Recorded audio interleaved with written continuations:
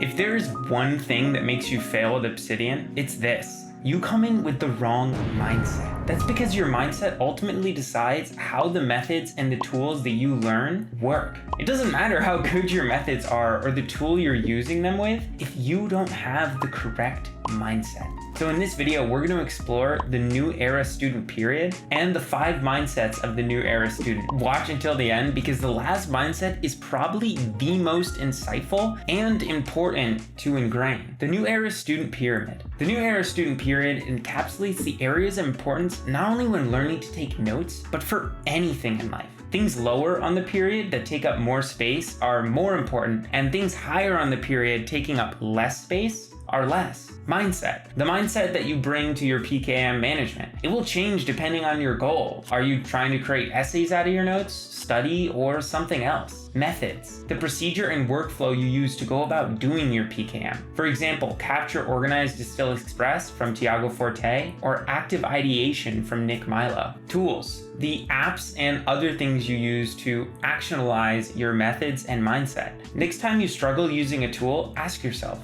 is this tool too hard to use, or is it just implementing a different mindset? Mindsets of the new era student. First, notes are pieces of understanding rather than pieces of truth. The new era student sees their notes not as pieces of truth, but rather as pieces of understanding. Seeing notes as pieces of truth is a problem for 2 main reasons. It keeps people from writing down their thoughts because thoughts are unlikely to be truth, so people think they shouldn't write them down in the first place. And secondly, it doesn't allow notes to evolve. When you see notes as a piece of truth, there's no reason to go back to them and grow them over time. As soon as you write them down, they're finished, done. Personal notes are seen as disposable because personal notes have your own unpolished thinking. Many people see them as trash-worthy in comparison to the more fleshed out work of other researchers and creators whose ideas might also be in their system. New era students see their notes as pieces of understanding, representations of their evolving thinking. This is great for 3 reasons. Firstly, it allows us to avoid perfectionism and write our thoughts down in the moment.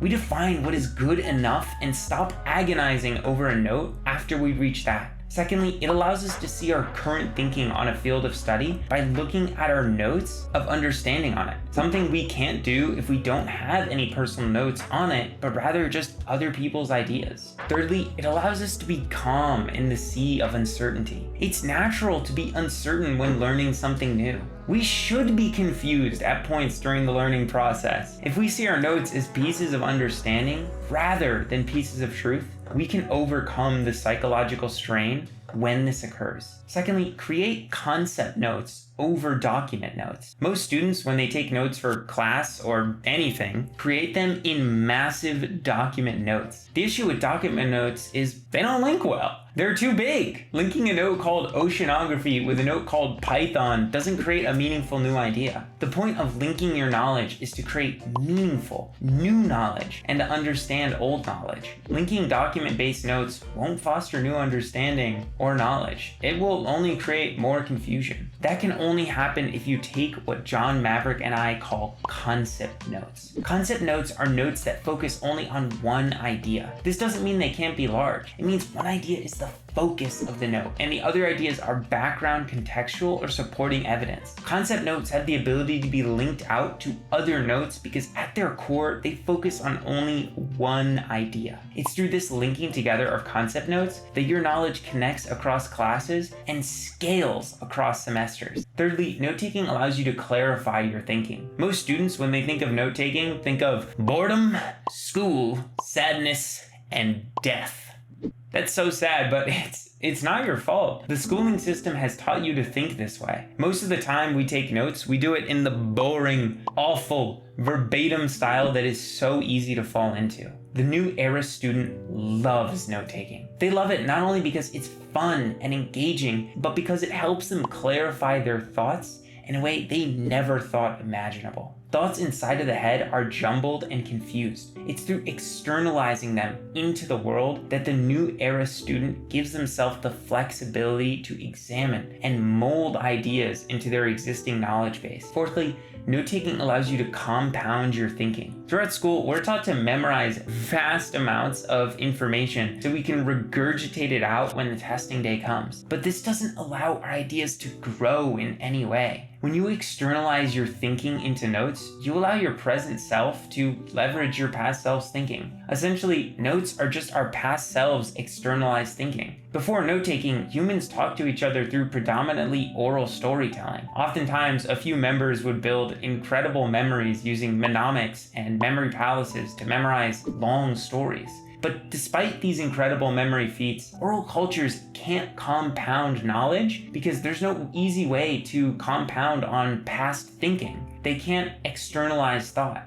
This is why the stepping stone in human innovation was the invention of note-taking. Note-taking changed everything. Suddenly, we could compound knowledge on itself by writing things down instead of keeping it all in our heads. The very first second brains were born. Fifthly, you don't have to take notes on everything. Taking notes in a misinformed way can cause catastrophe. Feeling the need to take notes on everything can become a form of procrastination. So don't turn the act of creating concept notes out of every idea in school into a chore. That's a recipe for spending tens of thousands of hours creating notes that not only don't help your understanding, but are never used. Instead, I will say time and time again, take notes only on information that isn't used. Unimportant, self-explanatory, or easy enough to memorize on the spot. Only if I find something that isn't used do I consider taking notes and distilling what my professor said in my own words. This way, I don't spend countless hours taking useless notes and can spend more of my time enjoying what I'm learning. If these mindsets resonated with you, you might want to check out my and fellow Obsidian creator John Maverick's flagship note-taking course, Obsidian University, your secret weapon at school. In it, you'll learn how to find enjoyment in learning and studying by breaking out of the cookie-cutter student mindset. You'll flesh out a systemized process for taking notes on class lectures and outside learnings. You'll create a unique, personal knowledge base inside Obsidian that scales across semesters. You'll learn how to study using your Obsidian notes. You'll get access to our best ChatGPT prompts for school. And you'll gain access to a community Discord with fellow students looking to make the same transformation. Join the new student era today by checking out the course or signing up for one of my free email news courses related to the course on the landing page or in the description below. As always, have a fantastic rest of your day, and bye-bye.